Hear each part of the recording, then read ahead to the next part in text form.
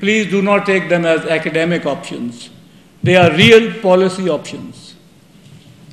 It may continue to stall negotiations all by itself and continue to face isolation. This is already Pakistan is doing. Number two, it may explore to co-opt other potential opponents of the FMCT and enhance its bargaining position to negotiate favorable position for Pakistan, as Dr. Tanveer Ahmad Khan has mentioned. But we have limited leverage to ask for any kind of advantages in the negotiations. Number three, it may allow negotiations to proceed and cast a negative vote to stop it becoming an FMCT. We cannot be alone, but we can still stop the FMCT becoming a treaty. So please realize the difference between stalling negotiations and if our national security interests demand that there will not be an FMCT, it will not be there in the CD if Pakistan casts a negative vote. Number four, it may engage a collaborative campaign if the FMCT is taken to UN General Assembly and attempt to block its approval like it has been opposing India's entry in the UN Security Council. As it already been stated that Hillary Clinton has said it, that we are running out of patience. And if Pakistan does not end its opposition to restarting the negotiations, we might take it to the UN General Assembly. What would Pakistan do in that case? Our option would be either to stop it passing through the UN General Assembly, which may or may not succeed. If it succeeds, we still have the option not to sign the FMCT. Like we have not signed the NPT. 192 nations have signed the NPT, we haven't signed it. So what heavens have fallen on us? No problem. A lot of sanctions we had it, but we were able to withstand it. So we have layers of defense against the FMCT. So I do not find a point why should we hold negotiations on the FMCT. Let's see what comes out of the negotiations. And if there's something against us in the negotiations, we can still cast a negative vote. And I will assure you there will be other negative votes in the CD on the FMCT.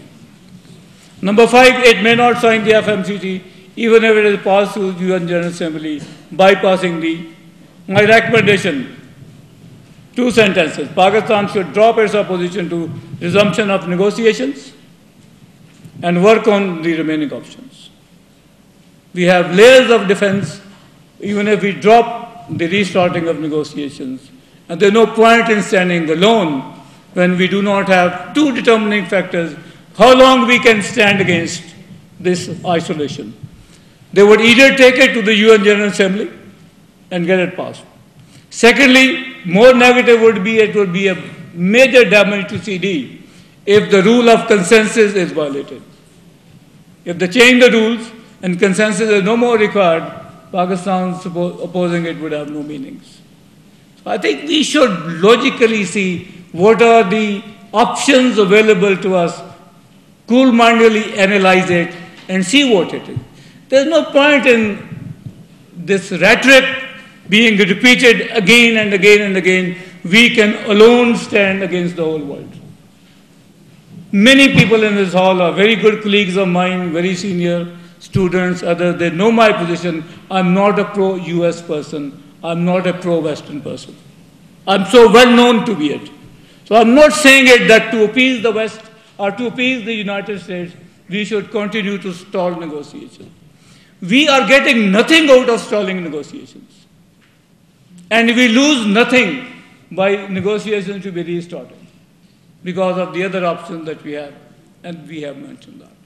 So please have it a cool-minded analysis, and then we go for a consensus what should we do about the FMCT. I'm sure in the afternoon session we will have people which are going to argue, I'm sure otherwise, that we should not allow the negotiation to take place, but we should have a consensus on that. Well, thank you very much. Thank you.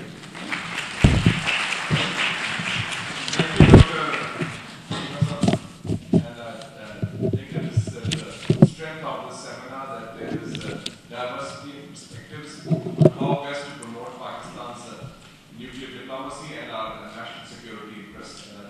In that spirit, this where it should take place. I just like to add a couple of things.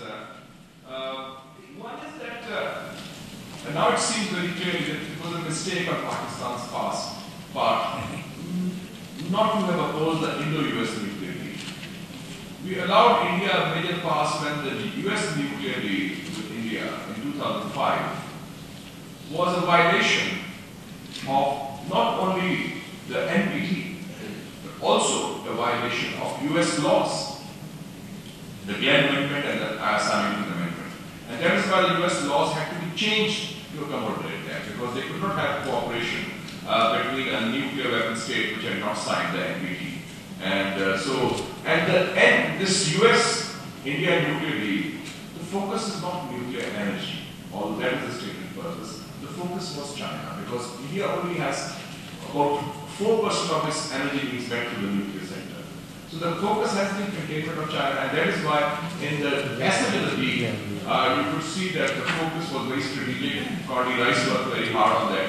And I think that even now we can see that when India had an early missile test, around the same time when North Korea had this integrated test, the contrast was interesting because the US State Department spokesman even went to the extent of making a misstatement that India has a solid track record in non-proliferation. Although India itself has been sanctioned a few times, like Pakistan has been, like other countries, on the nuclear field. In February 2003, India was sanctioned, one Indian entity sanctioned by the US State Department for covert collaboration with Iran. And in September 2003, 2 Indian entities were sanctioned by the State Department for covert collaboration with Iran.